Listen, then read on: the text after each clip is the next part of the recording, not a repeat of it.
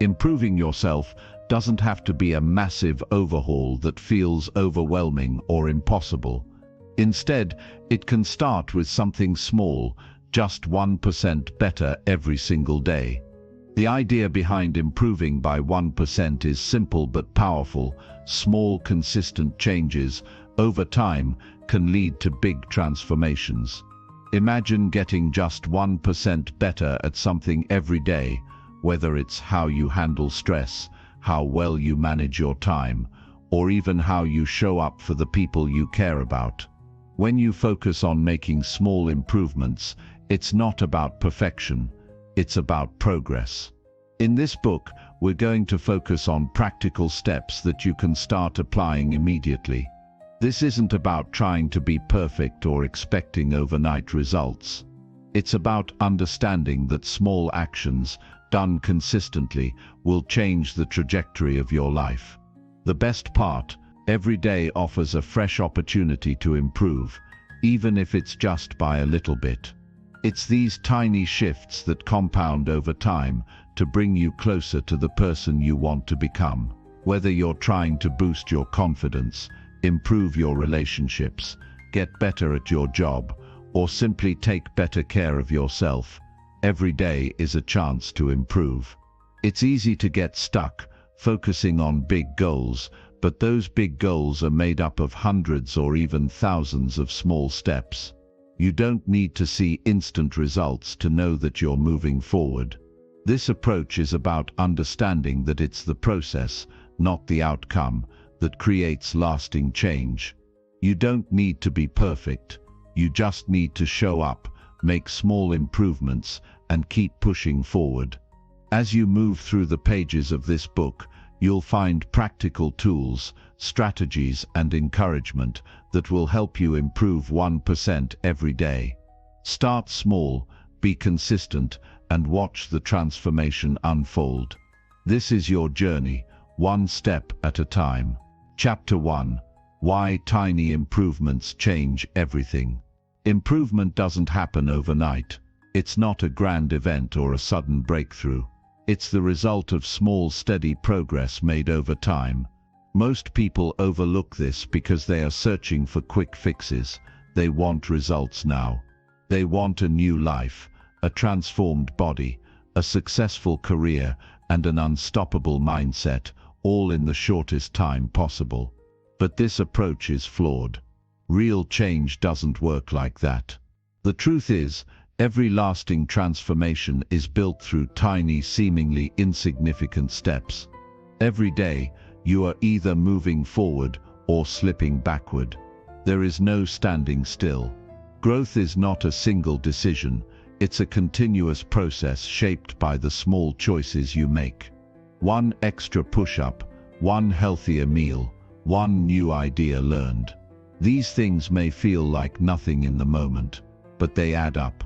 The problem is, because change happens so slowly, it's easy to miss. You don't notice yourself getting stronger after one workout. You don't see your knowledge expanding after reading a few pages. And because you don't see instant results, you might assume it's not working. You might think your effort is wasted. That's where most people quit. The key to real progress is patience. Not the kind of patience where you sit around waiting for something to happen, but the kind where you trust the process, even when you don't see immediate results. Improvement is like planting a seed. You water it, give it sunlight, and take care of it every day. At first, nothing seems to happen. It looks like all your effort is pointless. But beneath the surface, things are changing. Roots are growing. The foundation is being built.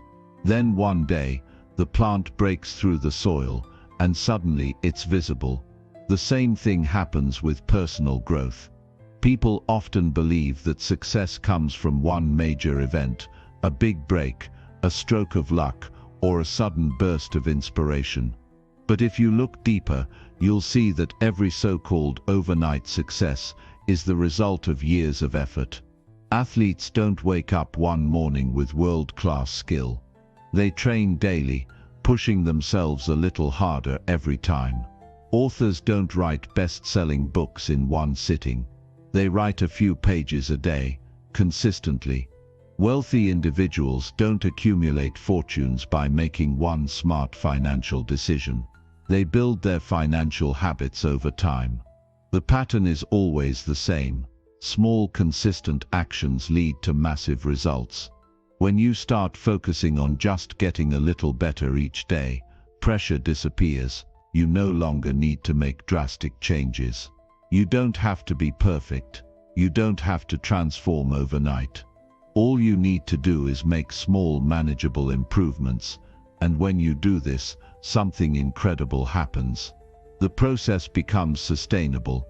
Instead of burning out after a week of intense effort, you find yourself improving effortlessly. Most people fail because they try to do too much, too soon. They go from never exercising to forcing themselves into intense workouts every day. They jump into strict diets, cut out everything they enjoy, and then wonder why they can't stick to it. They set enormous goals without having the habits to back them up. Then when they inevitably struggle, they feel like failures and give up entirely. It's not that they aren't capable, it's that they started too big. The way forward is to focus on progress, not perfection. If you want to get fit, don't worry about running 5 miles a day. Start with a few minutes of movement. If you want to read more, don't aim for a book a week. Read 1 page. If you want to build confidence, don't force yourself into overwhelming situations. Start with small challenges. These tiny efforts compound over time, and before you know it, you're in a completely different place than where you started. The most powerful part of improving just a little bit every day is that it's sustainable. When something feels effortless, you're more likely to keep doing it. And consistency beats intensity every time. Someone who exercises lightly but consistently will be in better shape than someone who trains aggressively for a short time and then stops. Someone who saves a small amount of money every week will be wealthier than someone who invests a large sum once and never does it again. Small actions done repeatedly create unstoppable momentum. One of the biggest challenges in self-improvement is the feeling that nothing is happening. When you start working toward a goal, the beginning can feel slow. You put in effort, but you don't see big changes. This is where most people give up. They assume it's not working and quit too soon. But improvement isn't linear. It works like an investment. In the beginning, the returns are small, but as time passes, they grow exponentially. This principle is called compounding. In finance, it's how small investments grow into large fortunes. In life, it's how minor improvements turn into major transformations.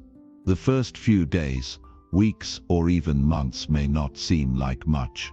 But over time, these little steps multiply into something extraordinary. To make this work, you need to trust the process. You need to remind yourself that success is built over time, not overnight. The small choices you make today matter more than you think. Every positive action, no matter how small, is a step in the right direction. The key is to stay consistent. Don't let a single missed day turn into a pattern of neglect. If you skip a day, don't skip the next one. The goal isn't to be perfect, but to be persistent. The beauty of small improvements is that they fit into your life naturally. They don't require you to overhaul everything at once. You don't have to wait for the perfect moment to start. You don't need extra time, special skills, or more motivation. You just need to begin. Pick one area of your life and focus on improving it by 1% each day. Maybe it's your health, your mindset, your relationships, or your career. It doesn't matter where you start. As long as you start, the real challenge isn't in making one small change. It's in sticking with it when you don't see immediate results. But if you push through, something incredible happens. One day, You'll wake up and realize you've become the person you once thought was out of reach. Not because of one giant leap, but because of 1,000 small steps. Change doesn't happen all at once. It happens in the daily decisions you make, the small habits you build, the tiny improvements that feel insignificant in the moment, but shape your future in ways you can't yet see. It's not about making a single life-changing move. It's about making life-changing moves so small that they feel effortless, but so consistent that they become unstoppable. Your future is created in the small moments. The choices you make today determine the person you will become. Start improving by 1% every day, and over time, you'll look back and realize you've completely transformed. Not because you did something extraordinary, but because you committed to the simple, powerful act of getting just a little better every single day. Chapter 2. Becoming 1% better starts with who you are. Who you are shapes everything you do. The way you think, the way you see yourself, and the beliefs you hold about your own potential determine whether you move forward or stay stuck in place. People chase new habits and goals all the time, but they rarely stop to consider the deeper question: what kind of person do they want to become? Real improvement isn't just about doing more, working harder, or pushing through struggles. It's about reshaping your identity so that progress becomes natural. A person who identifies as fit doesn't struggle to exercise. They move their body because it's simply part of who they are. Someone who sees themselves as a reader doesn't force themselves to pick up a book. They do it because it aligns with their sense of self.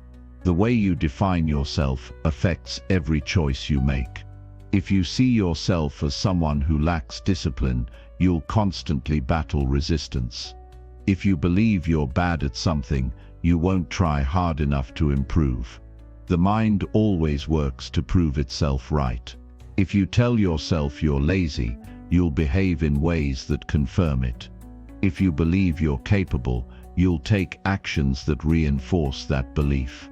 Most people approach change backward. They focus on results first. They set goals and try to force new behaviors without ever addressing their mindset. This is why motivation fades so quickly. If you still believe deep down that you're not the type of person who exercises, eats healthy, or works hard, then every new habit will feel like a fight. Instead of relying on willpower, shift your approach. Stop thinking about what you need to do and start thinking about who you need to become. When you see yourself differently, your actions will naturally follow. Change starts with small proof. Every time you follow through on a positive action, you collect evidence for a new identity. If you wake up early once, it doesn't change much. But if you do it consistently, you start to see yourself as the kind of person who wakes up early. If you write for 5 minutes a day, you're proving to yourself that you're a writer. If you save a little money regularly, you begin to see yourself as someone who is financially responsible. Identity is built through small, repeated wins. The more you act in alignment with the person you want to be, the more natural those actions become.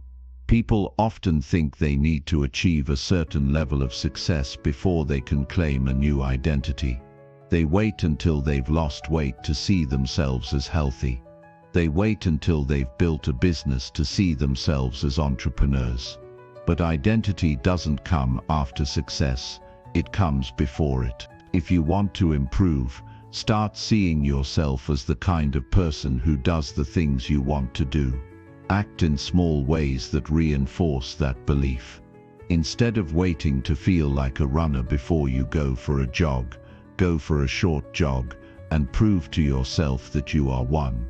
Instead of waiting to feel confident before speaking up, say something and let the action build the confidence.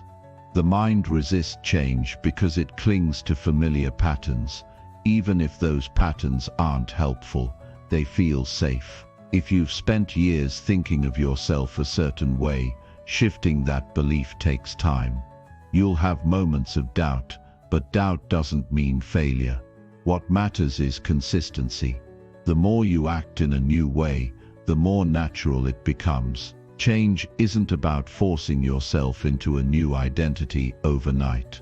It's about nudging yourself in the right direction, little by little, until that identity becomes second nature. Think about the people you admire. They aren't special because they were born different. They became who they are through the choices they made daily. Every expert was once a beginner. Every confident person once struggled with self-doubt. Every strong person once felt weak. The only difference is that they took small actions that shaped their self-perception over time. The same applies to you. You don't have to wait for a perfect moment. You don't need anyone's permission to start. Decide what kind of person you want to be, then start proving it to yourself in the smallest ways possible. If you want to be more disciplined, do one thing each day that requires discipline. If you want to be a learner, read one paragraph. If you want to be creative, make something small. Identity change isn't about grand gestures. It's about consistently showing up in ways that align with the version of yourself you're building. Progress doesn't happen in sudden bursts. It happens in quiet moments when no one is watching. The small choices you make, the little habits you build, and the way you see yourself all add up to something greater than you can imagine. Improvement isn't about fixing yourself. It's about becoming the person you were always capable of being. You already have everything you need to grow. The only thing standing in the way is the outdated story you tell yourself. If you want to change, start by telling yourself a new story.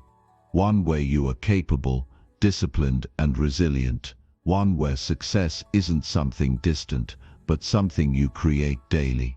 Every step forward, no matter how small, is proof that you are moving in the right direction. Keep going. Chapter 3.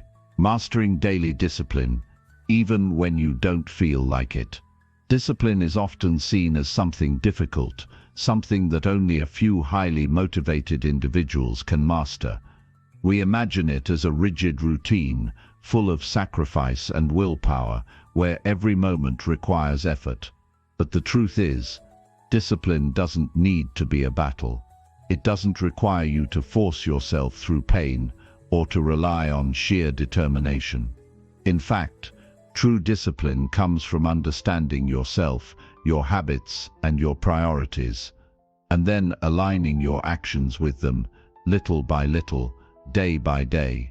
The problem with most attempts to be disciplined is that they start with unrealistic expectations. People think discipline means perfection. They think it means never slipping up, never taking a break, always being on track. But that's not the reality of discipline. It's not about being perfect, it's about being consistent. Discipline isn't about doing everything right, every time. It's about making the right decisions more often than the wrong ones and having the resilience to get back on track when you do slip up.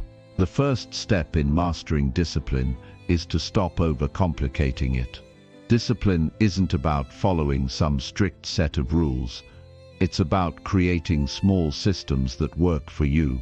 It's about deciding in advance what your priorities are and then sticking to them, even when life gets in the way. When you make the decision to be disciplined, you're not just committing to actions, you're committing to showing up, even when it's hard, even when you don't feel like it. That's the real test. You'll notice that discipline becomes easier when it's tied to something meaningful. When the why is strong enough, it fuels the how. If you're trying to work out every day just because you think you should, it's going to be hard. But if you have a clear vision of why you want to be healthier, whether it's to have more energy, feel better in your body, or improve your mood, the discipline to follow through becomes a lot more natural. Your reasons for doing something are what will keep you going when motivation fades. Creating a system for discipline means making it part of your life in a way that doesn't overwhelm you. You don't need to take on everything at once. You don't need to commit to an extreme regimen.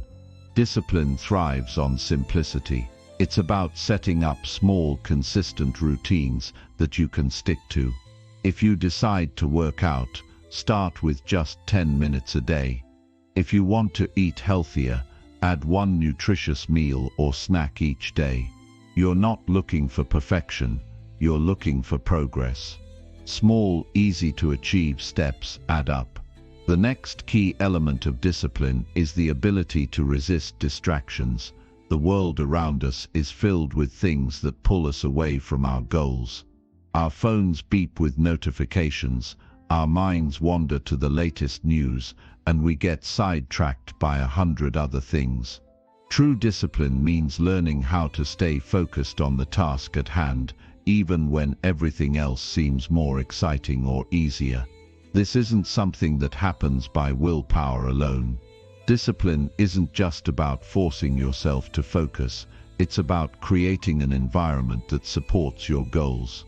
If your desk is cluttered, your mind will be cluttered. If your phone is full of distractions, your attention will be divided. Discipline begins with the environment you create. Set up your space so it encourages the work you want to do. Put away the distractions. If you want to read more, put your phone out of sight. If you want to be more productive at work, keep your workspace clear. Your environment can either support your discipline or sabotage it. Another critical piece of discipline is understanding that progress isn't always linear. Some days will be harder than others. Some days you won't feel like doing anything at all. This is where most people get frustrated. They believe that because they've had one bad day or one weak moment, their entire discipline is ruined. But the reality is, discipline isn't about perfection. It's about showing up, even when you don't feel like it.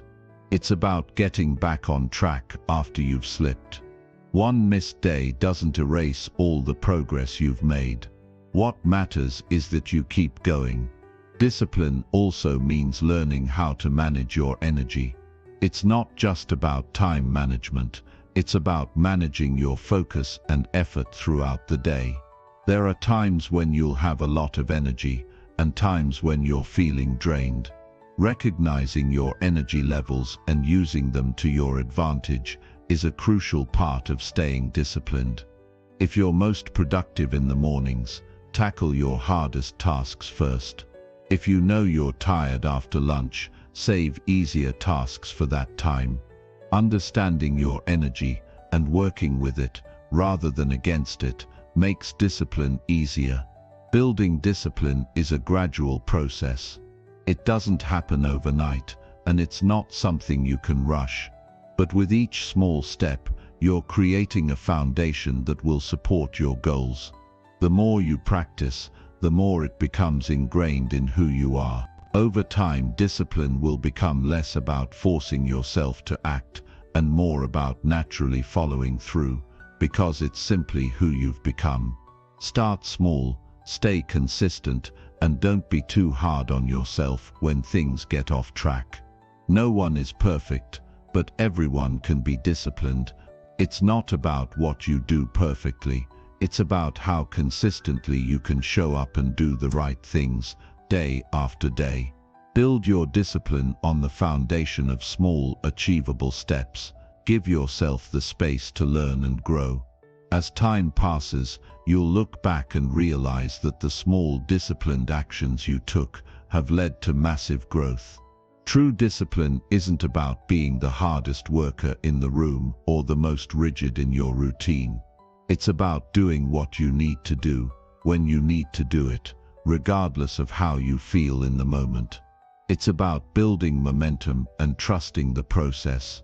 The small daily habits will compound, and over time you'll realize that your discipline is stronger than ever.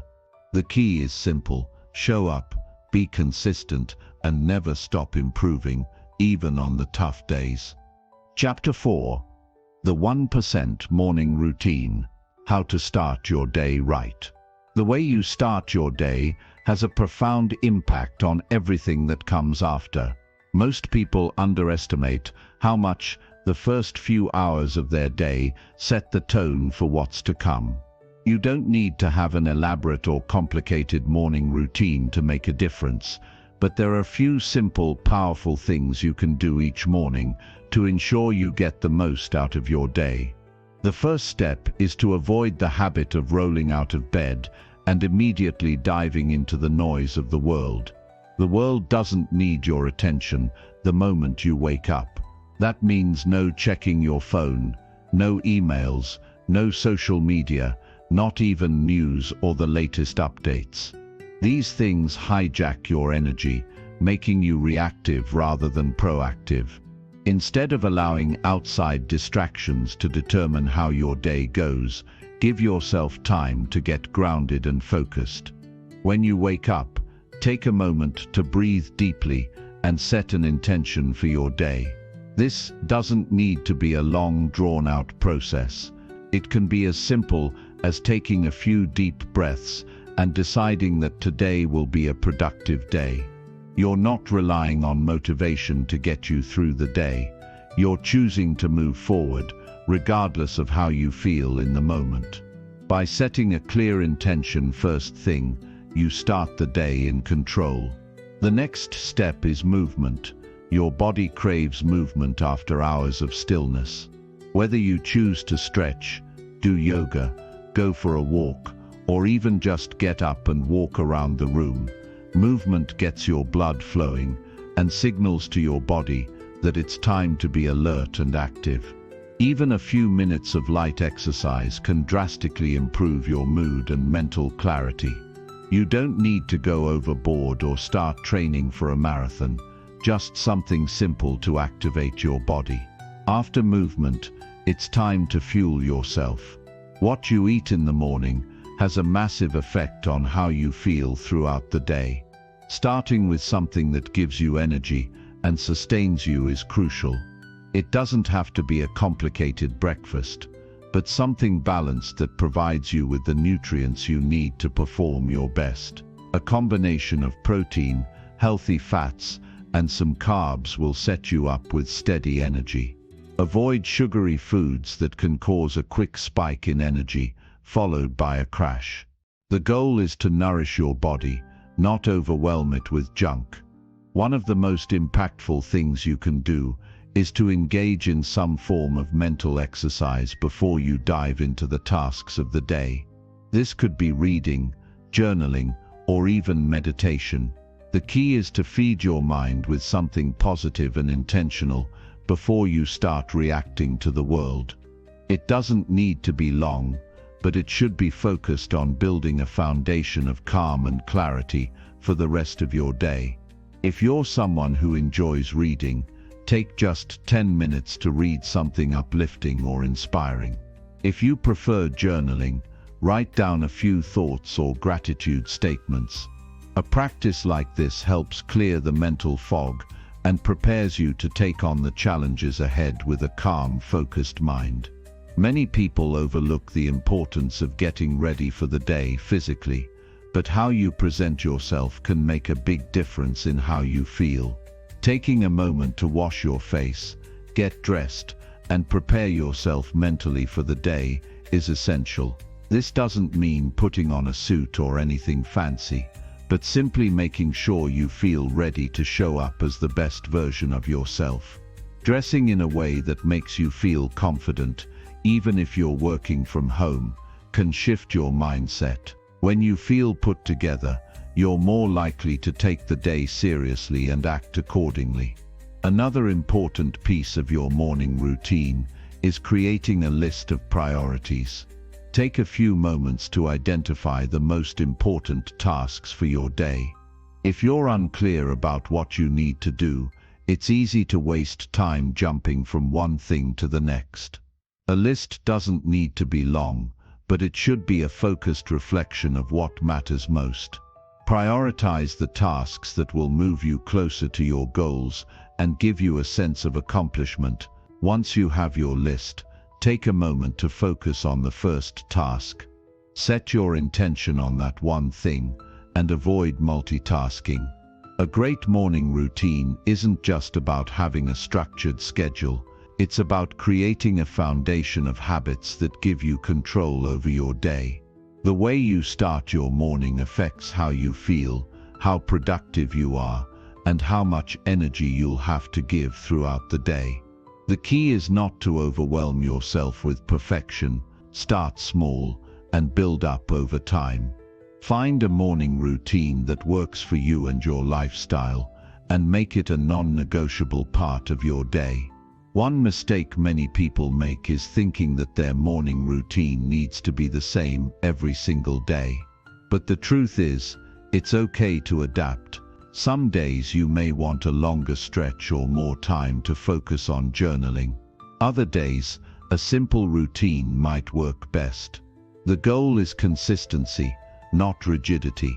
Whatever you choose, be sure to stick to it regularly. Over time, these small habits will accumulate and compound, creating a powerful shift in your mindset and productivity. The mornings are a critical time to set your mind in the right direction, whether it's through movement, nourishment, mental exercise, or organization.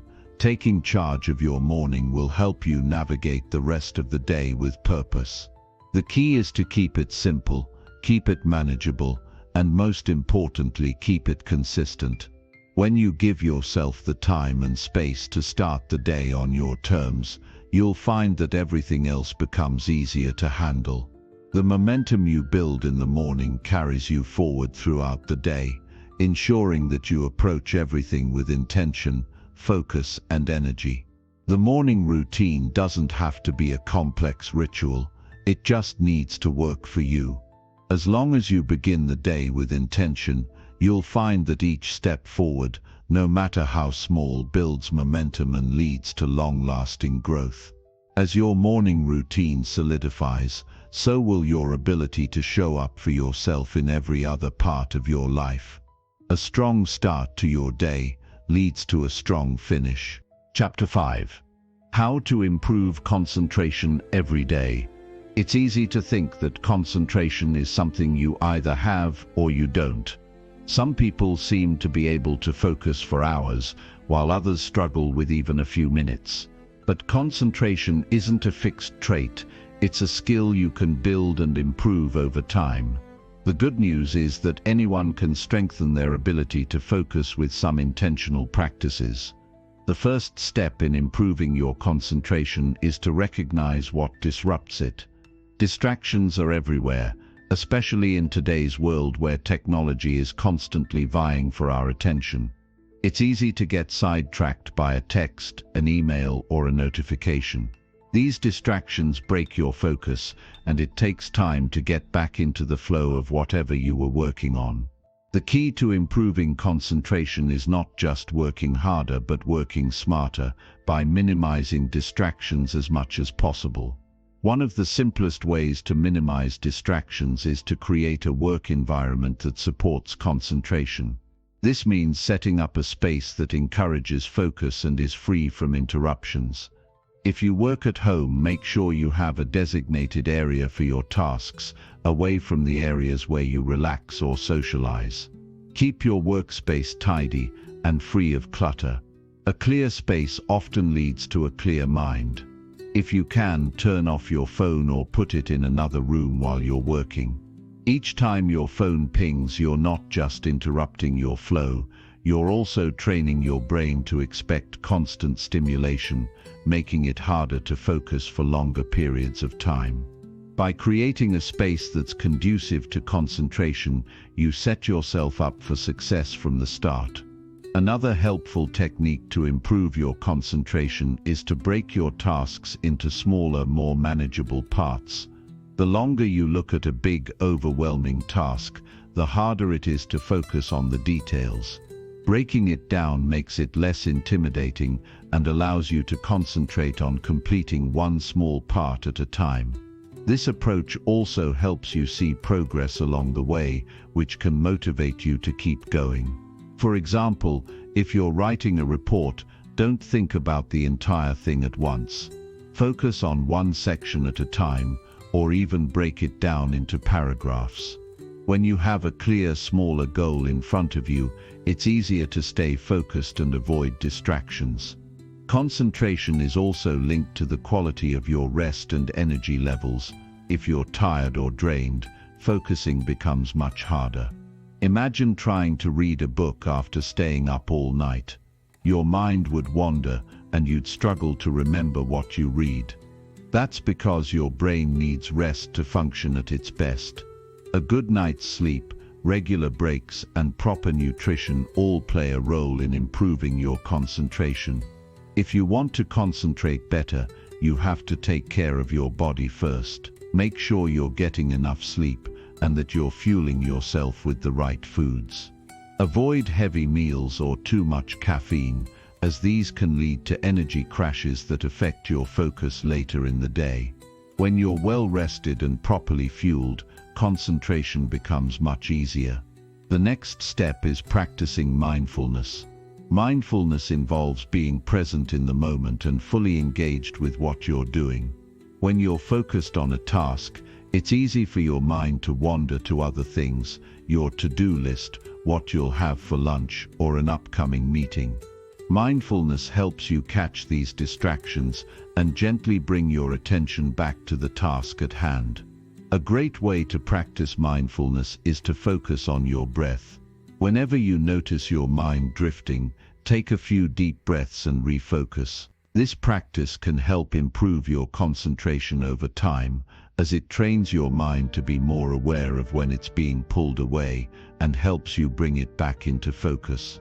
It's also essential to understand that concentration requires energy. The brain is a muscle, and like any other muscle, it needs time to recharge. That's why the concept of deep work is so valuable. When you focus for extended periods of time, you'll notice that your concentration begins to slip. Instead of pushing through and forcing yourself to keep going, take regular breaks. The Pomodoro technique, for example, involves working for 25 minutes, then taking a 5-minute break. This rhythm of focused work followed by short breaks helps you maintain concentration for longer periods without burning out. During your breaks, do something different, stretch, take a walk, or simply relax for a few minutes. These breaks help clear your mind and prevent mental fatigue, which ultimately supports your ability to focus when you return to your task. Another important aspect of concentration is practicing patience. We live in a world where everything is instant: messages, entertainment, food, and information. Our attention spans have been shortened because we're constantly bombarded with immediate stimuli. But real concentration takes time and effort. You need to train yourself to stay focused on a single task for an extended period, without looking for a quick distraction. This takes practice, and it's not always easy. But with consistent effort, you can build your concentration over time. Start by setting small, achievable goals for yourself. For example, if you're writing, set a timer for 10 minutes and commit to staying focused during that time. Once that 10 minutes is up, take a break and then do it again. Gradually increase the amount of time you spend focused on a task as your concentration improves. One of the most powerful ways to improve your concentration is to make it a habit. Just like any other skill, the more you practice, the better you get. If you commit to regularly practicing concentration, even for short periods of time, it becomes easier and more natural. Over time, you'll notice that you can concentrate for longer and with greater intensity. To make concentration a habit, incorporate it into your daily routine. Set aside time each day to focus on a specific task, whether it's reading, working, or even a creative project. The key is consistency. Make concentration a regular part of your day, and soon it will become second nature. Finally, one of the most powerful ways to enhance your concentration is to align your tasks with your values. When you care deeply about what you're working on, concentration comes naturally. If you're working on something that feels insignificant or unimportant, it's easy for your mind to wander, but when you're working on something that truly matters to you, your focus becomes razor sharp. To improve your concentration, try to connect your work to your larger goals or values. Ask yourself why what you're doing is important. When you have a clear sense of purpose behind your work, concentration becomes much easier because your mind is fully engaged. Improving concentration doesn't require drastic changes or overwhelming strategies. It's about being intentional with how you approach your work, minimizing distractions, taking care of your body, practicing mindfulness, and gradually building the skill over time. Small, consistent efforts will yield big results, and the more you practice, the stronger your ability to focus will become. With greater concentration, you'll be able to accomplish more in less time, and the quality of your work will improve. Focus is a skill that can be learned and developed. The more you invest in improving it, the more you'll see the benefits in all areas of your life. Chapter 6. The 1% Energy Boost. Small daily upgrades for more power. The energy you carry throughout the day has a ripple effect on everything you do. It shapes your thoughts, influences your decisions, and affects your relationships. If you're constantly running on empty, it's easy to feel drained and overwhelmed. On the other hand, when you have a strong, sustainable energy flow, you approach life with more enthusiasm, clarity, and purpose. The key to sustaining high energy throughout the day lies not in a sudden burst of motivation or a temporary fix, but in consistent, small improvements to your daily habits. Your energy doesn't just come from your morning coffee or the occasional burst of excitement. It's something that needs to be nurtured and maintained throughout the day. One of the most overlooked aspects of managing your energy is simply paying attention to your body's natural rhythms. We all have different peaks and valleys when it comes to energy.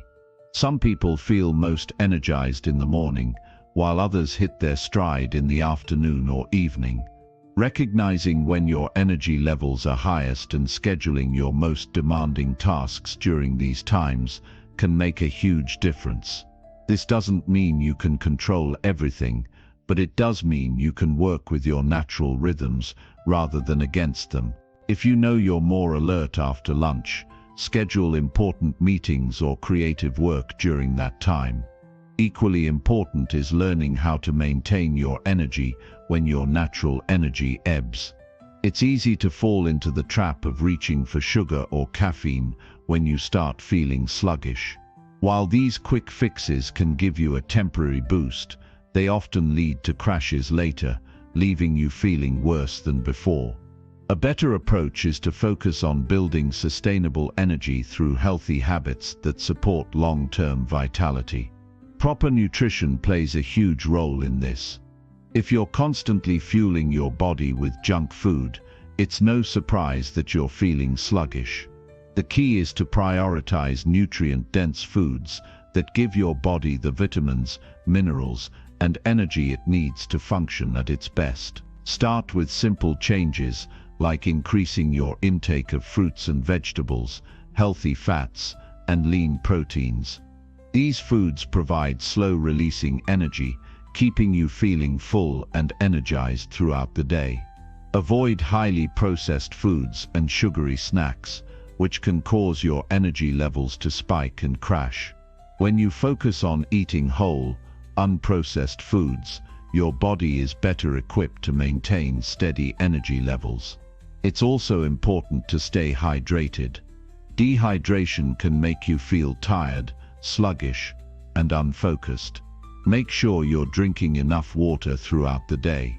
Keeping a water bottle within arm's reach is a simple but effective way to remind yourself to stay hydrated. Another critical factor in sustaining energy is getting enough sleep. It's easy to underestimate the impact of sleep on your overall energy levels. When you don't get enough rest, your body struggles to replenish its energy reserves. It's not just about the number of hours you sleep, it's also about the quality of that sleep. Make sleep a priority by creating a bedtime routine that signals to your body it's time to wind down. Avoid screens before bed, as the blue light emitted by phones and computers can interfere with your ability to fall asleep. Instead, focus on relaxing activities that help you unwind, such as reading or meditating. Getting enough quality sleep is essential for feeling energized and focused the next day. In addition to sleep and nutrition, regular movement plays a huge role in boosting and maintaining your energy. Sitting for long periods can leave you feeling drained and lethargic, while moving your body regularly can have the opposite effect. Movement doesn't have to mean intense workouts or long runs. Even a few minutes of stretching, walking, or light exercise can help recharge your energy and increase circulation. The goal is to move your body regularly, even in small bursts. Standing up, stretching, or walking around for a few minutes every hour can help prevent your energy from dipping and keep you feeling more alert. While physical health is a major component of sustaining energy, mental and emotional health are just as important. Your mental and emotional states can directly impact how much energy you have available for daily tasks. Stress, anxiety, and negative emotions can quickly drain your energy reserves, leaving you feeling depleted. That's why it's so important to develop mental resilience and emotional balance. One way to protect your energy is by practicing mindfulness and meditation. These practices help you stay grounded, reducing stress, and helping you manage your emotional responses. Mindfulness also helps you stay present and focused, preventing you from becoming overwhelmed by unnecessary thoughts or worries. A few minutes of mindfulness each day can help you clear your mind, reduce stress, and recharge your energy. It's also essential to take breaks throughout the day. When you're constantly working or tackling tasks without pausing for rest, your energy will naturally decline. Taking breaks may seem counterintuitive, but in reality, it's one of the best ways to maintain consistent energy levels. Use these breaks to step away from your work, move around, and recharge. The Pomodoro technique is an example of a strategy that helps maintain energy by balancing work and rest. The method involves working for 25 minutes and then taking a 5-minute break. After 4 work sessions, you take a longer break of 15–30 minutes. These short, frequent breaks give your mind and body the chance to recover, ultimately helping you maintain a higher level of energy and productivity. Social interactions can also play a significant role in how energized you feel. While it's easy to assume that being around others can drain you, the right social interactions can actually be energizing. Connecting with friends, family, or colleagues who uplift and support you can help you feel more positive, motivated, and alive. The key is to surround yourself with people who bring out the best in you and avoid those who drain your energy. Social support is one of the most powerful ways to boost your mental and emotional energy, helping you feel more resilient in the face of challenges. Lastly, managing your mental energy means letting go of unnecessary distractions. Every time you try to juggle multiple things at once, you drain your mental resources. Multitasking might seem like a time saver, but it often leads to mental fatigue and decreased productivity. Focus on one task at a time and give it your full attention. This will not only help you accomplish more but also preserve your energy for what truly matters. It's also important to learn how to say no to things that don't align with your priorities. By letting go of commitments that don't serve you, you free up both physical and mental energy for the things that matter most. The key to maintaining high energy throughout the day lies in creating sustainable habits that nourish your body, mind and soul. Whether it's through proper nutrition, regular movement, quality sleep or emotional balance, each small improvement adds up over time. The more intentional you are about managing your energy, the more you'll notice a positive shift in how you feel and how much you can accomplish. Energy isn't something you can manufacture out of thin air, but with a little effort and consistency, you can cultivate a level of vitality that propels you forward. When you take control of your energy, you take control of your day and ultimately your life. Chapter 7. The 1% Confidence Builder: How to Feel Stronger Every Day. Confidence is not something you're born with. It's built over time, piece by piece, through the small actions and decisions you make every day. Many people think confidence is an all-or-nothing trait, something you either have or you don't. But that's simply not the case. True confidence comes from the everyday efforts you put into your life, from the way you approach challenges, handle setbacks, and keep moving forward no matter what. Building confidence starts with the realization that it's not about being perfect. It's about believing in your ability to grow, to improve, and to tackle whatever comes your way. Every step you take, no matter how small, adds up. With every action, you prove to yourself that you are capable, and that is the foundation of confidence. The first thing to understand is that confidence is closely tied to your self-image. How you see yourself will influence how you show up in the world. If you constantly tell yourself you're not good enough or that you're bound to fail, your actions will reflect those beliefs. But if you start believing that you are capable, deserving, and competent, your actions will follow. This isn't about deluding yourself into thinking you're perfect. It's about recognizing that you have the capacity to improve and succeed. One simple way to start building confidence is by setting small goals. These goals don't have to be massive or life-changing. They just need to be achievable, realistic, and aligned with your bigger vision. When you set a small goal and accomplish it, you build trust in yourself. Every time you do this, you reinforce the idea that you can take on challenges and succeed. It doesn't matter if it's something as small as organizing your desk or as big as completing a project at work. What matters is that you set the goal, you work toward it, and you achieve it. That success, no matter how small, sends a powerful message to your subconscious: I can do this. When you accomplish small tasks, your confidence begins to snowball. You start to believe in your abilities more.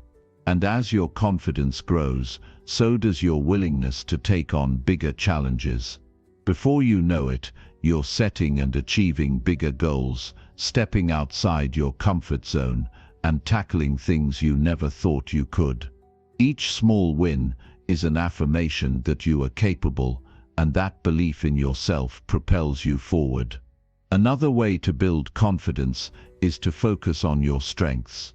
It's easy to get caught up in what you think you lack or what you think you're bad at. But confidence comes from leveraging your strengths, the things you're naturally good at or that you've worked hard to improve. Reflect on what those strengths are and find ways to use them in your daily life. When you focus on doing things you're good at, you not only perform better, but you also start to see yourself as someone who brings value to the table. Confidence thrives when you see yourself succeeding and adding value. But confidence isn't just about what you do, it's also about how you carry yourself. Your body language has a significant impact on your confidence. When you walk into a room, your posture, your eye contact, the way you present yourself all signal how you feel about yourself. Even if you don't feel confident, you can use your body language to trick your mind into thinking you are. Stand tall, shoulders back, and make eye contact. When you do this, you send a message to your brain that you're in control, that you're capable. Over time, that body language begins to shift your internal state. You'll start feeling more confident, and it will show in the way you carry yourself. Confidence also grows when you start taking action despite fear or uncertainty. It's natural to feel nervous or unsure when trying something new, but it's through taking action anyway that you prove to yourself that you can handle whatever comes your way. The key is to not wait until you feel ready or perfect. Confidence isn't about waiting for the perfect moment. It's about showing up, doing the work, and learning along the way. You don't need to have everything figured out before you start. Confidence comes from stepping into the unknown, trusting that you'll figure things out as you go. Every time you face a challenge or try something new, you're building confidence. Whether you succeed or fail, you're gaining valuable experience and insight that makes you stronger. Don't be afraid of mistakes or setbacks. They're part of the journey. In fact, every failure is an opportunity to learn, grow, and improve. The more you embrace challenges and take risks, the more resilient you become. And with that resilience comes even more confidence. You learn that you can face adversity and still come out stronger on the other side. That's how confidence is built, through the process of trying, failing, learning, and trying again. A critical aspect of building confidence is the inner dialogue you have with yourself. Your self-talk can either uplift you or drag you down. If you constantly tell yourself you're not good enough, or you don't have what it takes, your confidence will suffer. But if you change the way you talk to yourself, you can change your entire mindset. Start noticing your inner dialogue. Are you being kind to yourself, or are you being overly critical? If you catch yourself being negative, challenge those thoughts. Ask yourself, is this really true? What evidence do I have that I can't do this? Over time, you'll start replacing negative thoughts with positive, empowering ones. This shift in mindset will have a profound effect on your confidence. Another important factor in building confidence is surrounding yourself with people who lift you up. The people you spend the most time with can either support your growth or hold you back. If you surround yourself with people who believe in you and encourage you, their belief in you will help strengthen your own belief in yourself. Seek out relationships that are positive, supportive, and empowering. Distance yourself from those who bring you down or make you question your abilities. When you're around people who inspire and motivate you, it's easier to believe in yourself and your potential. You also need to learn to stop comparing yourself to others. It's easy to look at someone else's success and think that you're not measuring up. But everyone's journey is different. The only person you should compare yourself to is the person you were yesterday. Focus on your own progress, not someone else's. Celebrate your victories, no matter how small, and recognize how far you've come. Confidence isn't about being better than someone else, it's about recognizing your own worth and potential. When you stop comparing yourself to others, you free yourself to embrace your own unique path. Building confidence is a lifelong process, and it requires consistent effort. But the more you work on it, the more natural it becomes. You begin to see challenges as opportunities to grow, setbacks as stepping stones, and yourself as someone capable of achieving great things. Confidence doesn't come overnight, but with every small step you take, you're building a stronger, more resilient version of yourself. Confidence is not about perfection, it's about progress, about showing up every day and doing the work, no matter how small or imperfect it may seem. And with each action, you'll find yourself becoming more confident, not because you're flawless, but because you've learned to trust yourself and your ability to grow. Chapter 8. The 1% Rule for Overcoming Fear and Doubt. Fear and doubt are natural parts of being human. They are emotions that everyone experiences, and they often emerge when we step outside our comfort zone or when we are faced with challenges that seem too big to handle. It's easy to let fear and doubt control our decisions, to hold us back from pursuing the things that matter most. But here's the truth. Fear and doubt don't have to dictate your actions. They don't have to prevent you from moving forward. In fact, by learning to overcome them, you can transform them into powerful forces for growth. The first thing to understand about fear and doubt is that they often arise from the unknown. When we face something we've never done before, or when we're uncertain about the outcome, our minds naturally go into a defensive mode. We start imagining worst-case scenarios, convincing ourselves that things will go wrong, and we begin to doubt our own abilities. But the reality is, most of the fears and doubts we experience are based on assumptions rather than facts. We don't actually know what will happen until we take the first step. A powerful way to begin overcoming fear and doubt is to reframe the way you view them. Instead of seeing fear as something to avoid, start seeing it as a sign that you're pushing yourself in the right direction. Fear is not something to be afraid of.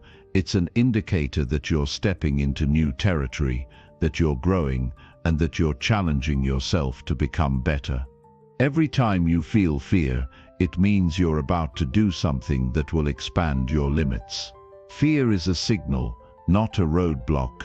It's telling you that you're on the verge of something important. The next step in overcoming fear and doubt is to take action. Fear thrives on inaction. The longer you avoid the thing you're afraid of, the bigger it becomes in your mind. But when you take action, no matter how small, you break the cycle. The key is to start with something manageable. You don't have to face the entire challenge all at once. Take one small step, one small action, and let that be your first victory. When you see that you can handle it, the fear begins to lose its power. You prove to yourself that you're capable, and that realization alone makes the next step a little easier. Another important aspect of overcoming fear and doubt is recognizing that failure is not the end. In fact, failure is often the greatest teacher. When you try something and it doesn't go as planned, it doesn't mean you're incapable. It simply means you've learned something valuable, something that will help you succeed the next time. Fear and doubt are often linked to the fear of failure, but when you accept that failure is a natural part of growth, it becomes less intimidating. It's no longer something to avoid, it's something to embrace. Each failure is an opportunity to learn, adjust and try again. And each time you get back up after a setback, you build resilience and confidence. That's how you move beyond fear. It's also helpful to challenge the stories you tell yourself. Often fear and doubt are fueled by negative self-talk, by the stories we tell ourselves about who we are and what we're capable of. If you're constantly telling yourself that you're not good enough, that you'll never succeed, or that something is too difficult, you're reinforcing those doubts. To overcome this, start asking yourself more empowering questions. Instead of asking, "What if I fail?" ask, "What if I succeed?" Instead of thinking, "I can't do this," think, "How can I make this work?" Reframing your thoughts shifts your focus from the negative to the positive. It opens up possibilities instead of closing them off. When you challenge the stories you tell yourself, you give yourself permission to move forward. Surrounding yourself with supportive people, can also make a huge difference when it comes to overcoming fear and doubt. The people you spend time with influence your mindset. If you're constantly surrounded by negativity or people who don't believe in you, it can be hard to break free from your doubts. On the other hand, when you're around people who lift you up, who believe in your potential, and who encourage you to keep going, you're more likely to push through your fears. Find a community of like-minded individuals who are also striving for growth. Share your challenges, your victories, and your fears with them. You'll find that the support and encouragement from others can help you overcome the doubts that hold you back. Another effective strategy for overcoming fear and doubt is to focus on the process, not the outcome. Often we get overwhelmed by the end result, by the idea of success or failure, and that can create anxiety. But when you shift your focus to the process, to the small steps you need to take to get there, the fear begins to feel more manageable. Break down your goals into smaller, actionable steps. Each step you take is a victory in itself, and it brings you closer to your ultimate goal. By focusing on the process, you take the pressure off the outcome, and that makes it easier to move forward. One of the most powerful tools for overcoming fear and doubt is developing a growth mindset. When you see challenges as opportunities for growth rather than threats to your ability, your entire perspective changes. A growth mindset is the belief that your abilities and intelligence can be developed through effort and learning. When you approach challenges with this mindset, you're not afraid of making mistakes because you know that every mistake is an opportunity to learn and improve. Fear and doubt are less powerful when you believe that you can grow from any experience. This mindset allows you to embrace challenges, not shrink from them, and it makes overcoming fear a natural part of the process. It's also crucial to be kind to yourself along the way. Fear and doubt often stem from a fear of not being good enough, but when you learn to treat yourself with compassion, those fears lose their grip. Instead of criticizing yourself for feeling afraid or doubtful, acknowledge that these emotions are a natural part of the human experience. Everyone feels fear. Everyone doubts themselves from time to time. What matters is how you respond to those feelings. Be gentle with yourself, remind yourself that it's okay to feel afraid, and that the key is to keep moving forward despite those feelings. You don't need to eliminate fear to succeed, you just need to take action in spite of it. As you continue to challenge yourself, you'll find that fear and doubt become less of a barrier. They won't disappear entirely, but they'll become easier to manage. The more you face your fears, the more confidence you build. The more you take action despite doubt, the more you prove to yourself that you are capable. Fear and doubt will always be a part of life, but they don't have to control you. When you learn to face them head-on, you unlock your full potential and open up a world of possibilities. The process of overcoming fear and doubt is not about eliminating them entirely, but about learning to move forward in spite of them. Fear and doubt will always show up when you're pushing yourself to grow, but with every step you take, you build the resilience and strength to overcome them. You learn to trust in yourself, to trust in your ability to figure things out, and to trust in the process of growth. Over time, you'll find that fear and doubt no longer hold the same power over you. They become just another part of the journey, and you learn to move past them with confidence and courage. Chapter 9. The 1% Gratitude Habit. Training your mind to see growth. Gratitude is one of the simplest yet most powerful tools we have for improving our lives. It's easy to overlook how much our mindset shapes our reality, but when we take the time to cultivate gratitude, we begin to see the world through a completely different lens. Life doesn't always go the way we want, and challenges are a constant part of the journey. But no matter what's happening in our lives, we always have something to be grateful for. The power of gratitude lies in its ability to shift our focus from what we lack to what we already have.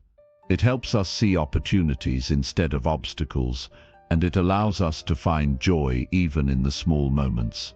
When we practice gratitude regularly, we train our minds to notice the good things in our lives. It's easy to get caught up in the negatives, to focus on what's not going well or what we wish we had.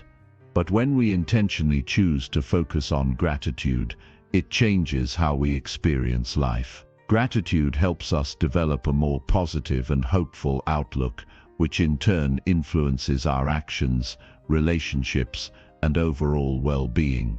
The beauty of gratitude is that it doesn't require anything special. You don't need to wait for big moments or major achievements to feel grateful. In fact, it's the small, everyday things that can have the biggest impact on our mindset. Whether it's the warmth of the sun on your face, the kindness of a friend, or the fact that you have food to eat, there's always something to be thankful for. Gratitude is about finding the beauty in the ordinary, and it's in those moments that life becomes richer and more fulfilling. One of the most effective ways to cultivate gratitude is by making it a daily practice. This doesn't mean you have to write long lists or spend hours reflecting. It simply means taking a few moments each day to pause and acknowledge the things you're grateful for. It could be in the morning before you start your day, during a quiet moment in the afternoon, or before you go to bed at night. The key is consistency. The more you practice gratitude, the more it becomes ingrained in your mindset. Over time, you'll find that it becomes second nature to focus on what you have rather than what you lack. There are many ways to practice gratitude, but one of the most powerful is keeping a gratitude journal. Each day, write down 3 things you're grateful for. They don't have to be big or grand. They can be as simple as a good cup of coffee or a peaceful walk in the park. The goal is to make it a habit of recognizing the positive things in your life. By writing them down, you're not just acknowledging them, you're also reinforcing the idea that there's always something to be thankful for. It's a small but powerful act that shifts your mindset in a positive direction.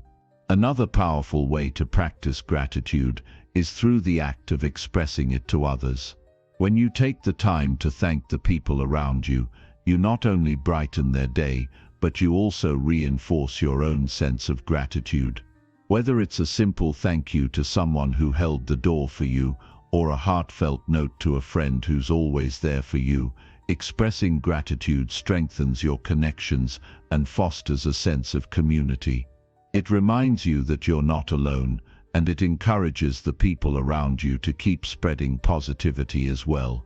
It's easy to fall into the trap of thinking that we'll only be happy or fulfilled once we have certain things.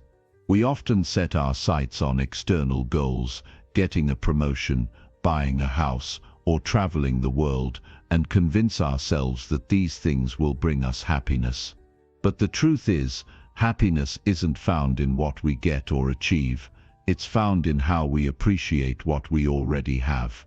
Gratitude helps us break free from the cycle of always wanting more, and teaches us how to find contentment in the present moment. Of course, practicing gratitude doesn't mean ignoring the challenges or difficulties in our lives. It's not about pretending that everything is perfect or that we don't face hardships. Life is full of ups and downs, and it's natural to feel frustration, sadness, or disappointment at times. But when we practice gratitude, we develop a more balanced perspective. We're able to acknowledge the struggles we face, while also recognizing the blessings and opportunities that exist alongside them.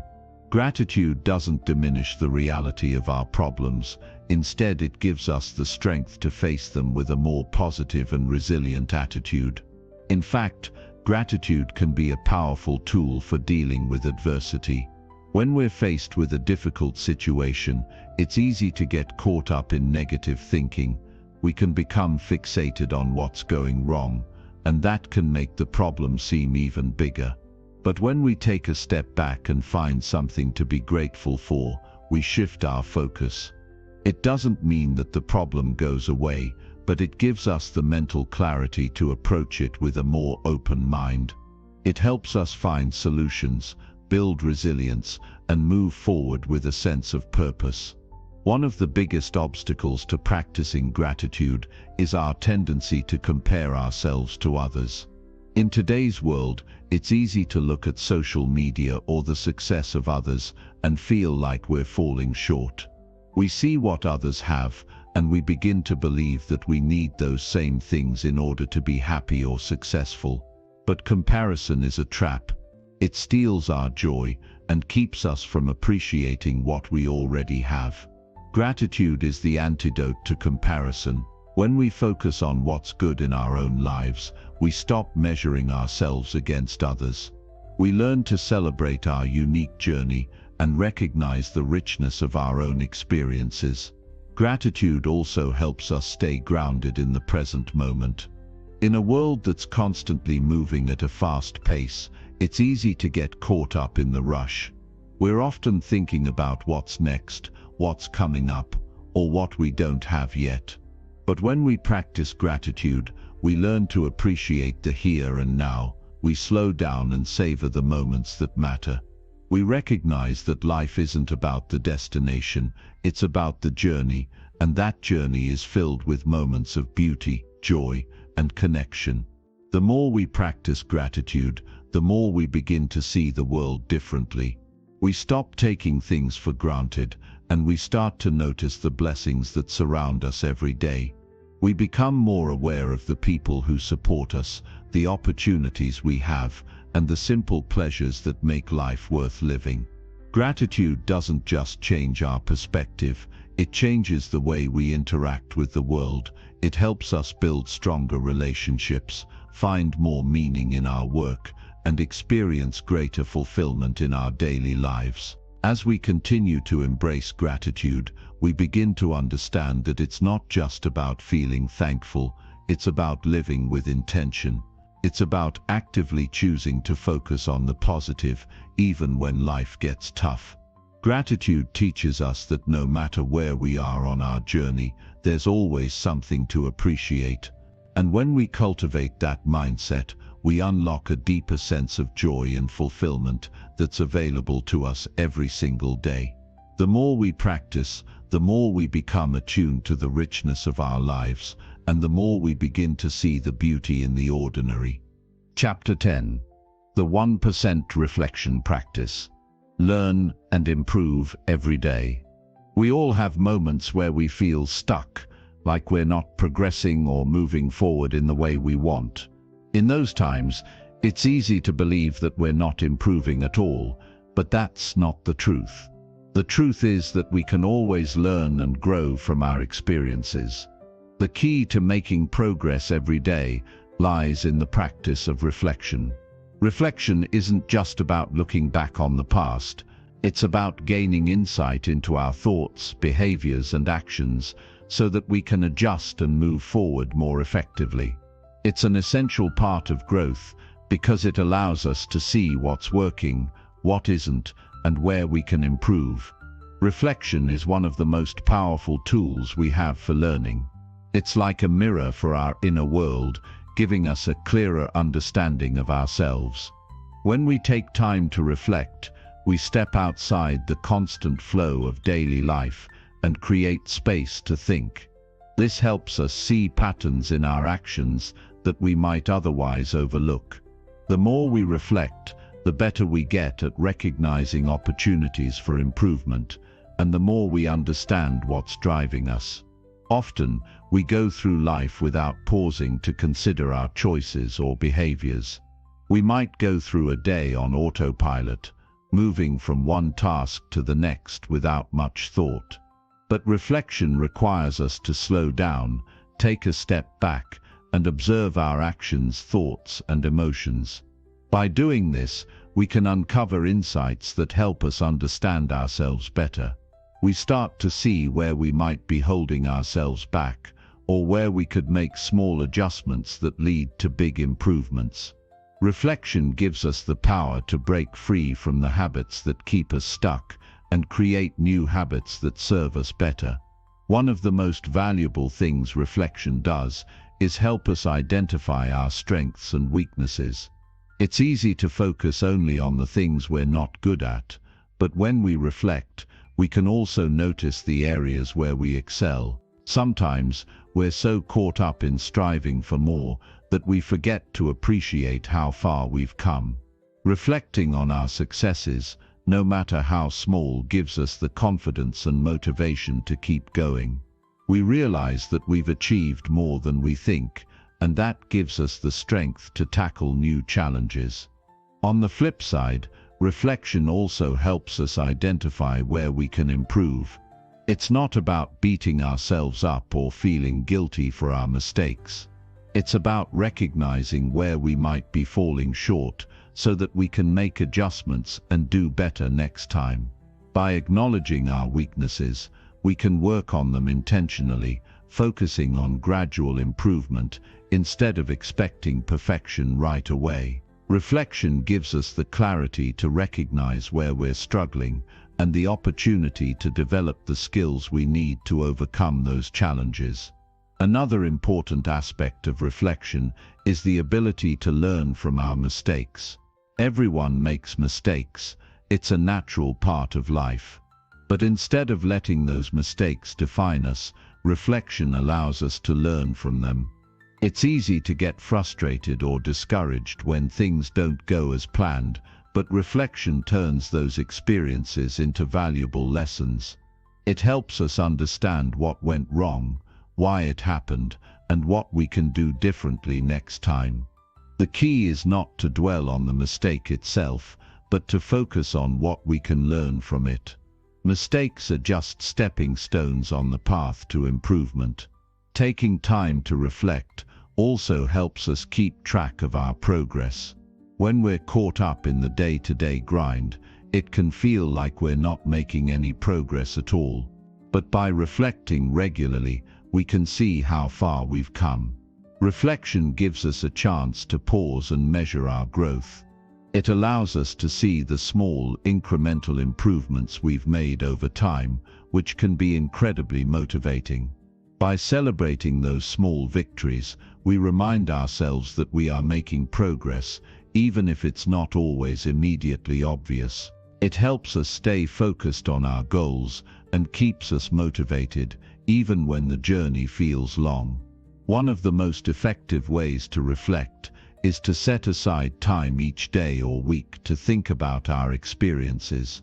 This could be through journaling, meditation, or simply taking a few moments at the end of the day to review how things went. The key is to be intentional about it. Rather than letting our thoughts scatter, we focus them on specific aspects of our lives, our work, relationships, health, or personal growth. Reflection doesn't need to be lengthy or complicated. It's about creating space to think and gain insight into our actions. Journaling is one of the most popular and effective ways to reflect. Writing down our thoughts allows us to express ourselves clearly and helps us process our emotions. It also gives us a record of our experiences that we can look back on later. By writing about our challenges, successes, and insights, we can gain a deeper understanding of our own thought patterns and behaviors. It's a great way to track our progress over time and spot trends that might not be apparent at first glance. In addition to journaling, meditation can also be a powerful tool for reflection. Meditation encourages us to quiet our minds and focus on the present moment. This helps us clear away the distractions and noise of daily life, allowing us to connect with our inner selves. Through meditation, we can gain a sense of clarity and calm that enables us to reflect on our experiences with a more objective perspective. It's a practice that helps us tap into our intuition and find the answers that we might not be able to access in the hustle and bustle of everyday life. If journaling and meditation don't appeal to you, Simply taking a walk or spending time in nature can also be an effective way to reflect. Sometimes, stepping away from the situation and giving ourselves some space can help us gain perspective. When we're surrounded by nature, we often feel more at peace, and that calmness allows us to reflect more deeply on our thoughts and experiences. The important thing is to make time for reflection, whatever method works best for you. Reflection is not just about looking back, it's also about looking forward. When we reflect on our experiences, we gain insight into what we want to achieve in the future. It helps us clarify our goals and priorities, and it gives us the motivation to continue improving. By reflecting on what we've learned, we can make better decisions and take more effective actions in the future. It gives us the tools we need to keep growing and evolving, even when the path ahead seems uncertain. Reflection is a powerful practice that can help us improve every day. It gives us the opportunity to learn from our mistakes, celebrate our successes, and stay focused on our goals. Through reflection, we gain the insight and clarity we need to keep moving forward. It's a tool that helps us navigate life with more intention and purpose, and it allows us to unlock our full potential. By making reflection a regular part of our routine, we open the door to continuous growth and improvement. Chapter 11. The 1% Time Mastery Rule. Getting more done with less effort. Time is something we all have in the same quantity, but not everyone knows how to make the most of it. There's a simple truth that many people overlook. It's not about having more time, it's about mastering the time you have. In today's world, distractions are everywhere, from social media to emails, and even the constant pull of work. It's easy to lose track of how much time we're actually wasting.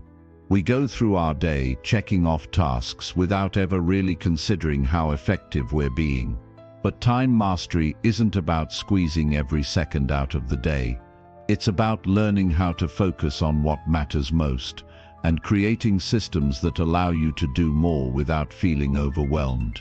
Small adjustments in how we manage our time can make all the difference in improving our productivity and the quality of our work.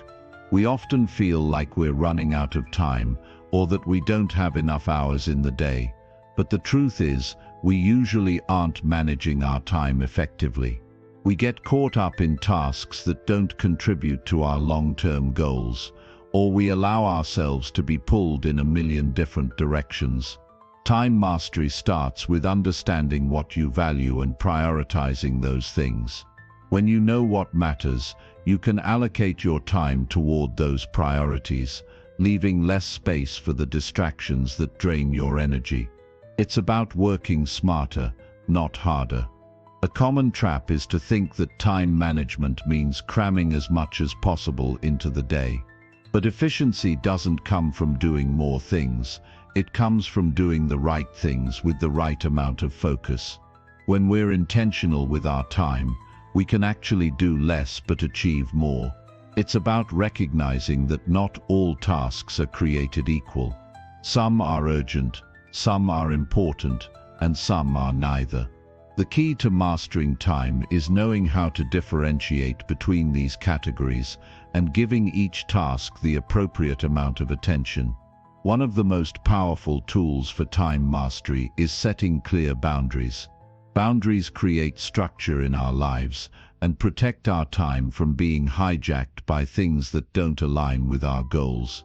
Without boundaries, we allow distractions and interruptions to take over, leaving us feeling like we've been busy all day without actually accomplishing anything meaningful. Setting clear boundaries with work, social media, and even with ourselves allows us to focus on what truly matters. It's about creating dedicated blocks of time for specific tasks and respecting those boundaries, no matter how tempting it may be to veer off course. Another key to mastering time is creating routines that support your goals. When you have a routine, your mind doesn't have to spend energy deciding what to do next. The decision-making is already built into the structure of your day. This reduces mental fatigue and allows you to be more productive. A well-thought-out routine also prevents the stress of last-minute scrambling. You know what you need to do, when you need to do it, and how long it will take. This structure allows you to focus on the task at hand without wasting time figuring out what comes next. Creating a time mastery routine starts with breaking your day into blocks of time that align with your natural energy levels. Some people are most productive in the morning, while others do their best work in the evening. Understanding your energy patterns helps you schedule your most important tasks during the times when you have the most mental clarity. If you're a morning person, that's when you tackle your most challenging work. If you're an evening person, you can use the late hours for creative tasks that require deep thinking. Working with your natural rhythm, rather than against it, helps you stay focused and productive. Another powerful strategy is to embrace the art of saying no. It might sound simple, but it's one of the hardest things to do. Saying yes to every request or opportunity may feel like you're being productive, but it often leads to burnout and overcommitment. Mastering time means understanding that you cannot do everything, and that's okay. Saying no doesn't mean you're lazy or unproductive. It means you're being intentional with your time. Every time you say yes to something that doesn't align with your goals, you're saying no to something that could help you move forward. By learning to say no, you can keep your focus on the things that matter most. Time mastery is also about learning to let go of perfectionism. Many of us get stuck in the cycle of trying to make everything perfect, which only wastes time and energy. Perfectionism can lead to procrastination, as we delay starting a task until everything feels just right. But perfection is an illusion. The pursuit of perfection often leads to unnecessary stress and can prevent us from completing tasks altogether. Instead of aiming for perfection, aim for progress. The goal is to make consistent improvements and focus on moving forward, not on creating something flawless. One of the biggest challenges when it comes to managing time is the constant temptation of distractions. Social media, emails, phone notifications, all of these things compete for our attention and take us away from what we should be focusing on. One way to combat this is by setting time limits for non-essential activities. For example, decide in advance how much time you'll spend on social media or how often you'll check your email throughout the day. When you create boundaries around these distractions, you'll find that you're able to focus more deeply on the tasks that matter without being constantly pulled away. Another key aspect of time mastery is understanding the power of rest. Many people make the mistake of thinking that the more hours they work, the more they'll accomplish. But this couldn't be further from the truth. When we don't take time to rest, we burn out and our productivity suffers as a result. Time mastery isn't just about working hard, it's also about knowing when to rest and recharge. Scheduling regular breaks throughout the day, as well as taking time off for relaxation and self-care, ensures that you're able to maintain your energy and focus over the long haul. You'll accomplish far more with a clear mind and a well-rested body than you will by pushing yourself too hard. Don't forget to reflect on how you're using your time. At the end of each day or week, take a moment to review what you've accomplished and what could be improved. Reflecting on your time usage helps you recognize where you're spending it wisely and where you might be wasting it. This practice allows you to make adjustments and fine-tune your time management skills. It's not about beating yourself up for not being perfect. It's about learning and growing from your experiences. Mastering time isn't about being rigid or inflexible. It's about being intentional with your time, creating systems that work for you, and having the discipline to stay focused on what truly matters. Small changes, like setting clear boundaries, Prioritizing your tasks and embracing rest can make a big difference in how you use your time. By mastering your time, you're not just getting more done, you're creating a life that's aligned with your values and goals. You'll feel more in control, less stressed and more capable of achieving everything you set out to do.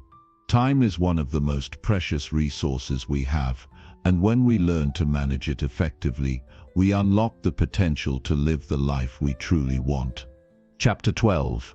The 1% Focus Hour, the secret to daily deep work. In the fast-paced world we live in, the ability to focus deeply on a task has become a rare and valuable skill. Most people are constantly juggling multiple things at once, checking their phone, replying to emails, thinking about the next thing they need to do. It's easy to get caught up in this chaotic rhythm, but it's impossible to do your best work when you're not giving it your full attention. The key to accomplishing meaningful, high-quality work is learning how to focus for extended periods without distractions. This is where the power of the focus hour comes in. The idea behind the focus hour is simple but profound. Dedicate a set amount of time each day to work on one task with no distractions and give it your undivided attention.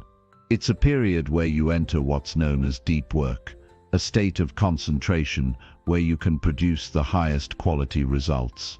During this time, the goal is to immerse yourself fully in the task at hand, blocking out everything else. One of the biggest hurdles to focus is the constant flow of distractions.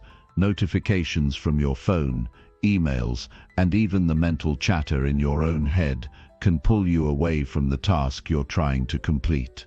The first step in mastering the focus hour is eliminating these distractions. It's about creating an environment where you can concentrate deeply without being interrupted. That might mean turning off your phone, putting it in another room, or using apps that block social media and other distractions. It might also involve clearing your workspace so that only the tools related to your task are within reach. The more you can minimize distractions, the easier it will be to enter a state of focused work. Another part of mastering the focus hour is setting clear goals for the time you've dedicated. Before you begin, ask yourself what you want to accomplish in this block of time. Do you want to write a certain number of words, complete a project milestone, or work through a challenging problem? Having a specific goal in mind will help guide your focus and keep you from getting sidetracked. When you know exactly what you're working toward, it's much easier to stay on track. It's also essential to train your mind to focus for longer periods. Our brains are not naturally built for prolonged concentration, especially in a world full of constant stimulation. However, like any skill, focus can be developed with practice. Start by setting aside just 30 minutes for deep work and gradually increase the time as you get better at it. Over time, you'll find that you can focus for longer periods without losing concentration or feeling mentally fatigued. While it's important to focus during your designated focus hour, it's equally important to give your brain a break afterward. Deep work can be mentally taxing, so after your hour of focus, take time to recharge. This might mean going for a walk, meditating, or engaging in a completely different activity that allows your mind to relax. The key is not to immediately dive into another task or check your phone, but to give your brain the time it needs to rest. One of the best ways to build this habit of focused work is to schedule your focus hour at the same time each day. When you make it a part of your daily routine, it becomes easier to commit to it, and over time, it becomes a habit that doesn't require a lot of thought or effort. Having a set time also helps you get into the right mindset, because you know it's coming, and you've prepared yourself to give it your full attention. The more you practice, the more natural it will feel. While the focus hour is a powerful tool, it's also important to balance it with other types of work. You can't spend all day in deep work mode. It's essential to recognize when your brain needs a break and when it's time to switch gears. Use your focus hour for the most important and demanding tasks, and leave the less demanding ones for other times in the day. This balance ensures that you're not only being productive, but also taking care of your mental and emotional well-being. Another reason the focus hour is so effective is because it allows you to tap into your peak energy levels. Most people experience natural fluctuations in their energy throughout the day. Sometimes you feel alert and sharp, while other times your energy dips. Pay attention to these patterns and schedule your focus hour when you feel at your best.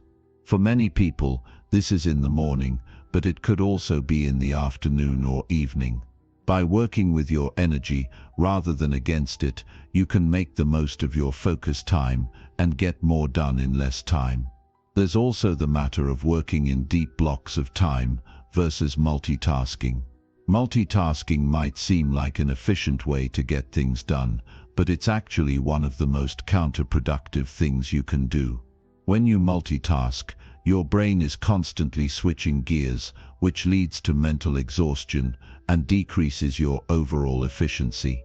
Focusing on one task at a time, however, allows you to give that task your full energy and attention, which leads to better outcomes and less wasted time.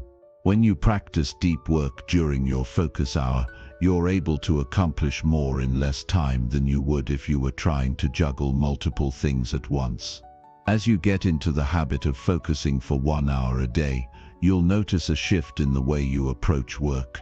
You'll begin to see how much more you can accomplish when you give a task your full attention, and you'll also notice how much more fulfilling it feels. The sense of accomplishment that comes from completing a task in a focused, deliberate way is incomparable to the feeling of rushing through something just to check it off your list. Over time, you may find that the focus hour becomes one of the most valuable parts of your day. It's not just about getting more done, but about doing it with intention and purpose. The quality of your work improves, and so does your sense of satisfaction. You may even find that you start looking forward to your focus hour, as it becomes a time of deep engagement with your work and a chance to make significant progress toward your goals. In a world filled with distractions, the ability to carve out time for focused, meaningful work is a rare and powerful skill. By committing to one focused hour a day, you're taking control of your productivity and giving yourself the space to make progress on what matters most. It's a simple practice, but one that can transform the way you work, the way you create, and the way you live. Chapter 13. The 1% Decision-Making Rule. Avoid overthinking and move faster. The way we make decisions impacts every aspect of our lives. From the smallest daily choices to the life-altering ones, our ability to make sound decisions often dictates the direction we move in. The world constantly throws options at us, and many of us get stuck in the loop of overthinking, wondering whether the choice we make today will have lasting consequences. When faced with a decision, the sheer number of possibilities can feel paralyzing. But one of the best habits you can form is learning to make quicker, more effective decisions, minimizing the mental exhaustion that comes from overthinking. At its core, decision-making is about cutting through the noise. Our minds are full of distractions and competing thoughts, all vying for attention. It's easy to get caught up in second-guessing, wondering if you're making the right choice, and trying to anticipate every possible outcome. However, overthinking decisions often leads to a loss of momentum, wasted time, and a sense of frustration. The key to making better, faster decisions is to build the habit of simplifying your choices, focusing on what truly matters, and moving forward with confidence. The first step to making faster decisions is to learn how to minimize the pressure you put on yourself. We often make the mistake of thinking that every decision must be perfect, or that it will have a profound impact on our future. This belief can paralyze us. The reality is, most decisions are not as monumental as they seem. Even when it feels like you're standing at a crossroads, many choices are not irreversible. By letting go of the need for perfection, you free yourself from the weight of unnecessary stress and self-imposed pressure. Once you realize that decisions don't need to be flawless, the next step is to start trusting your instincts. We all have an inner voice that can guide us, but it often gets drowned out by the noise of doubt and fear. Learning to trust your gut is one of the most powerful skills you can develop. It requires tuning into your intuition, which is often based on years of experience, knowledge, and understanding, things you may not even consciously realize. The more you listen to this inner voice, the more you'll understand that your instincts are often right. While it's essential to trust yourself, it's also important to accept that no decision is made in a vacuum. It's okay to gather information and seek advice from others, but it's crucial not to get bogged down by endless opinions. The more you weigh pros and cons, or ask for input from everyone around you, the more you risk losing sight of your own values and goals. This is where the idea of the 1% decision-making rule comes into play. This rule encourages you to make a decision that aligns with your core values, even if it's just a small step in the right direction. The decision doesn't have to be perfect, it just has to be one that moves you forward. Often the simple act of deciding and moving on is more important than the decision itself.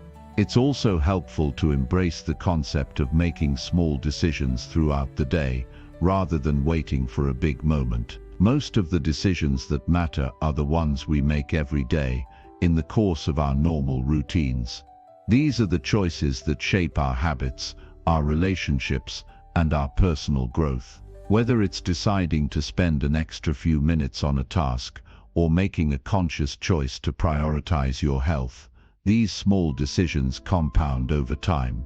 The key is consistency. When you make small positive choices on a daily basis, you build momentum, and over time, you'll find that making the bigger decisions becomes much easier.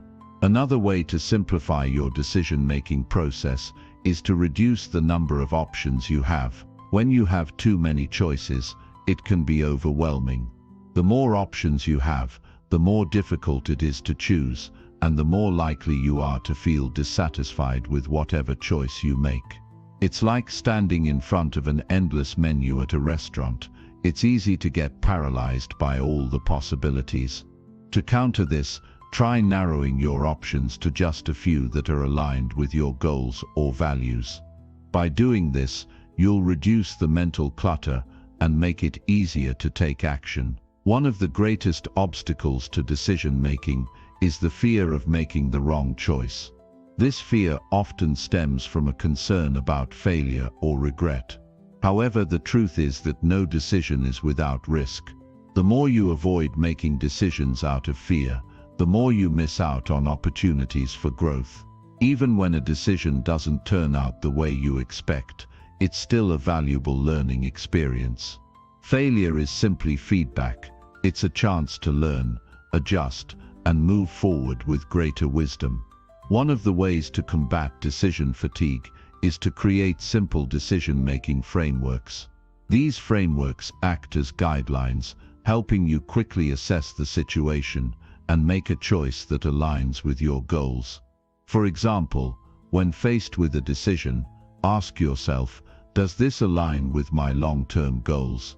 Does it bring me closer to the person I want to become? Will this move me forward, even if it's just a small step? By using these questions as a filter, you'll be able to make decisions more quickly and with greater confidence. It's also important to recognize that your decisions don't always have to be based on logic or analysis. Sometimes, they need to be rooted in emotion or intuition. While logic plays a key role in decision-making, there are times when following your heart or listening to your instincts can guide you to the right answer.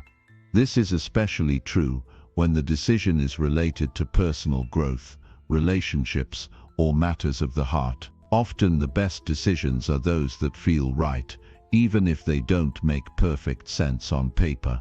There's a powerful lesson in accepting that you don't always have to get it right the first time. Decision-making is a skill that can be honed with practice, and the more you practice making decisions, the easier and more natural it becomes.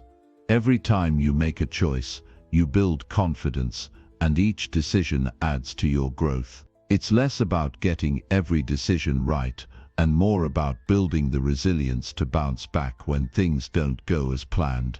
The more you practice making decisions, the better you'll get at navigating uncertainty and trusting yourself. The ability to make decisions quickly and confidently is a critical skill, and it's one that can be developed. It's not about making perfect decisions, but about making the best decision you can with the information you have, and then moving forward with conviction. With each decision you make, you build momentum and make progress toward your goals. The quicker you can make decisions, the more time you'll have to take action, learn from your experiences, and continue moving forward on your journey of growth and improvement. When you embrace the 1% decision-making rule, you begin to see that small, consistent choices can have a massive impact on your life. The simple act of deciding, taking action, and learning from each experience will allow you to grow in ways you never thought possible. Decision-making doesn't have to be overwhelming or stressful. It can be an empowering process that helps you take control of your life and move toward your vision. The more you practice, the more confident you'll become, and the faster you'll move toward the life you truly want. Chapter 14. The 1% Learning Habit. Getting smarter every day. Every day we're presented with a new opportunity to learn, to grow, and to get a little bit better. The process of learning is something that doesn't stop once we leave school or after we hit a certain milestone in life. Instead, it's something that we must make a habit of cultivating every day. The key to learning isn't just about accumulating knowledge.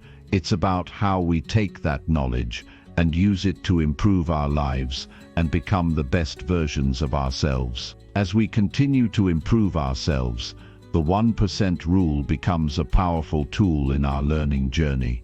By committing to learn just a little more each day, we build a foundation that leads to continuous growth. Learning can seem overwhelming at times. With so much information available to us, it's easy to feel like we'll never catch up, or that there's just too much to know. But the power of learning 1% more each day is that it breaks down the process into manageable steps. It's not about doing everything at once, but focusing on incremental improvements. The small, consistent actions of learning add up over time and compound into significant growth. Each day, when you dedicate just a little time to learning, you're making a deposit into your future self. The small progress you make doesn't always feel like much, but over weeks, months, and years, those tiny improvements add up to something much bigger. This kind of learning goes beyond simply memorizing facts or acquiring new skills. It's about constantly improving how you think, how you approach problems, and how you handle challenges. Learning isn't just about being good at one specific thing.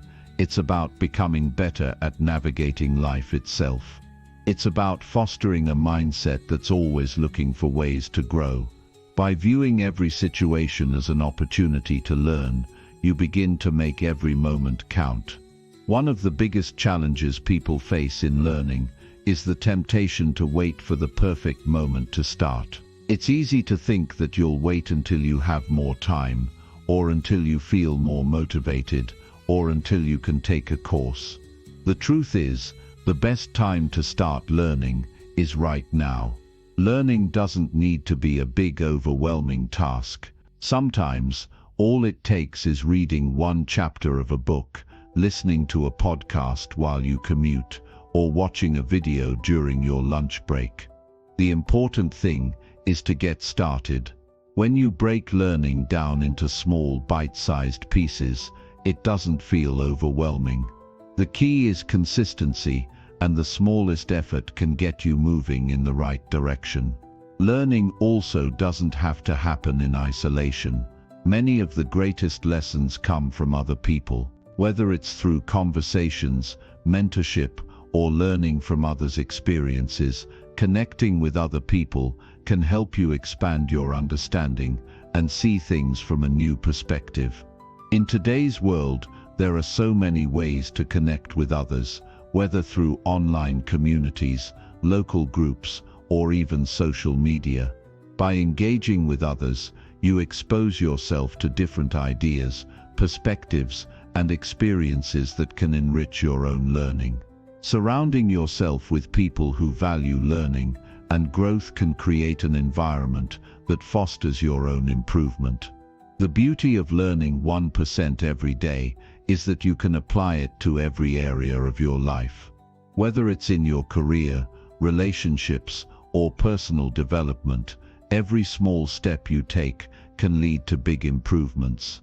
If you're working on a particular skill, committing to learn just a little bit every day will help you make steady progress. The idea of learning 1% a day isn't about trying to master something in a day or week.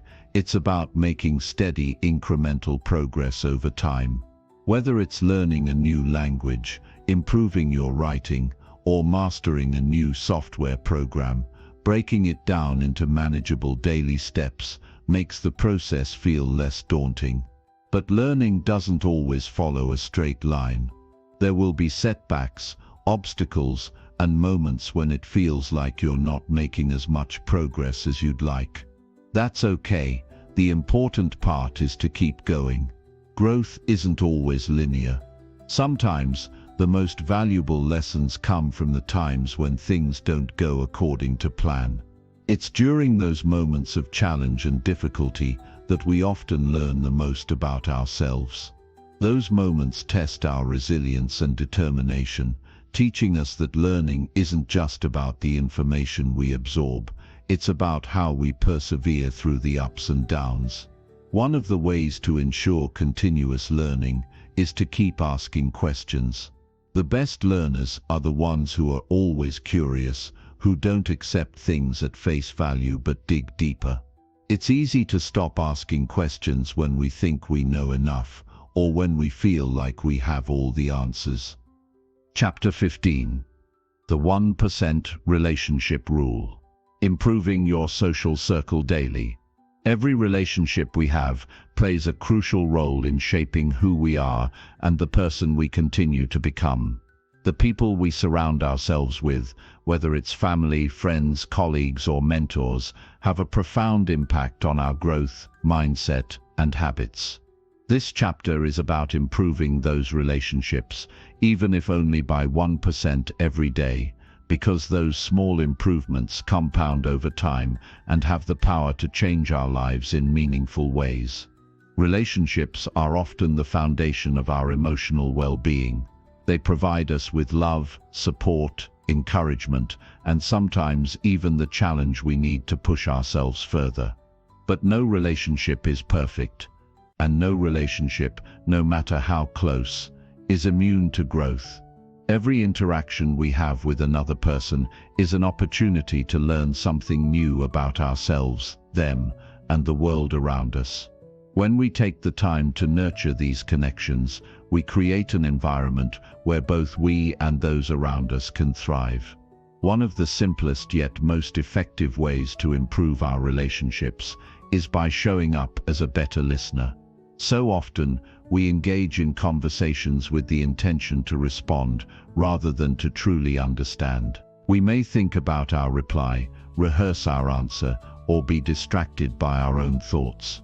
But being a great listener is one of the most powerful tools for building strong, meaningful relationships. It allows the other person to feel heard and valued, which in turn deepens the connection.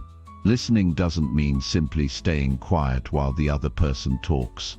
It means being present in the moment, paying attention to both their words and their nonverbal cues, and truly trying to understand their point of view. Often, we assume we know what someone is going to say or how they're going to feel. But by actively listening, we open ourselves up to new insights and a better understanding of the person in front of us. This skill can be practiced in every conversation, no matter how small. Whether you're talking to a friend, a colleague, or a stranger, actively listening can make a world of difference. If you commit to improving your listening skills by just a little bit each day, you'll find that your relationships deepen and your ability to connect with others becomes more natural. This simple shift in focus, from speaking to truly listening, can transform the way you interact with the world. Another important aspect of building better relationships is empathy. Understanding how others feel, not just intellectually but emotionally, can create a bond that transcends mere conversation. When you put yourself in someone else's shoes, you start to see things from their perspective. This allows you to respond in ways that are compassionate, kind, and more supportive. Empathy doesn't always mean agreeing with someone or even offering a solution. Sometimes, it simply means being there for someone, acknowledging their feelings, and letting them know that they're not alone in their experience. Empathy is a skill that can be cultivated with practice. Every day you can make a conscious effort to step into someone else's world, to understand their struggles, and to offer kindness where it's needed. It might feel awkward at first, especially if you're not used to taking the time to think about someone else's emotional state. But as with any habit, the more you practice, the more natural it becomes. Each day, as you intentionally put yourself in someone else's shoes, you build the foundation for deeper, more meaningful connections. Trust is the bedrock of all healthy relationships. Without trust, even the most loving and supportive relationships can fall apart. But trust isn't something that's built overnight. It's earned through consistent actions, through showing up for someone, through being reliable, and through maintaining integrity in every interaction. Trust can also be fragile. One mistake, one broken promise, can take a long time to repair. That's why it's so important to be conscious of the trust we cultivate in our relationships. To improve trust in your relationships, focus on small, consistent actions. Be the person who follows through on promises, who shows up when you say you will, and who speaks honestly. You don't have to do something grand to earn someone's trust. It's the little things, the actions that demonstrate your reliability and commitment, that add up over time. And if trust has been broken, it's important to show through consistent effort that you're willing to rebuild it.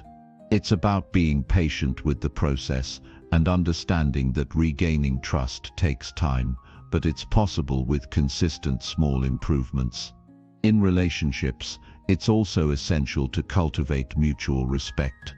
Respect is about honoring someone's feelings, boundaries, and needs. It's about valuing their time, their thoughts, and their individuality. Too often, we take respect for granted, assuming that it's always there. But respect is something that needs to be actively maintained and nurtured. If you want to improve your relationships, focus on demonstrating respect in every interaction. This could mean giving someone your full attention when they speak, valuing their time by not making them wait unnecessarily, or acknowledging their contributions without dismissing them. Respect is also about acknowledging that everyone has different perspectives, and those differences should be celebrated, not dismissed. By respecting the people around you, you set the tone for your relationships to grow and flourish. Another key aspect of improving relationships is learning how to manage conflict in a healthy way. Disagreements are a natural part of any relationship, but it's how we handle them that determines the health of the connection. Healthy conflict resolution involves listening, staying calm, and seeking to understand the other person's point of view without getting defensive or angry. It's about finding common ground, compromising when necessary, and knowing when to apologize or forgive. If we're always looking for the right answer or trying to win an argument, we miss the point of conflict, growth, understanding, and mutual respect. When we approach conflict with a mindset of cooperation instead of competition, relationships grow stronger. Conflict can be an opportunity to deepen your understanding of the other person and to learn more about yourself. Every time you navigate a disagreement with empathy and respect, you contribute to the overall strength of the relationship. In any relationship, there will be moments when you need to offer support. Being there for someone when they need you most can be one of the most valuable gifts you can give. Support doesn't always mean fixing problems. Sometimes it's about just being present, listening, and offering encouragement. When you offer genuine support, you show the other person that they matter to you and that you're willing to walk alongside them through difficult times. Support is also about celebrating successes together. When someone achieves something great, be the person who cheers them on, who acknowledges their hard work, and who encourages them to keep going. Support isn't limited to the difficult moments, it should extend to the good moments as well. By offering support in both the highs and lows of life, you strengthen your connection with others. Never underestimate the power of showing gratitude in your relationships. Expressing gratitude, whether it's for the little things or the big moments, reinforces the positive aspects of the relationship. Gratitude fosters a sense of appreciation and strengthens the bond between people. It doesn't have to be a grand gesture. Sometimes a simple thank you or an acknowledgement of someone's efforts can go a long way in deepening a relationship. By consistently improving the way you relate to others, even by just 1% each day, you build stronger, more resilient relationships. These small improvements add up over time, and before you know it, you'll find yourself surrounded by a network of meaningful connections that help you grow, challenge you, and support you along the way. The people we surround ourselves with play a critical role in our journey of self-improvement, and by putting in the effort to improve those relationships,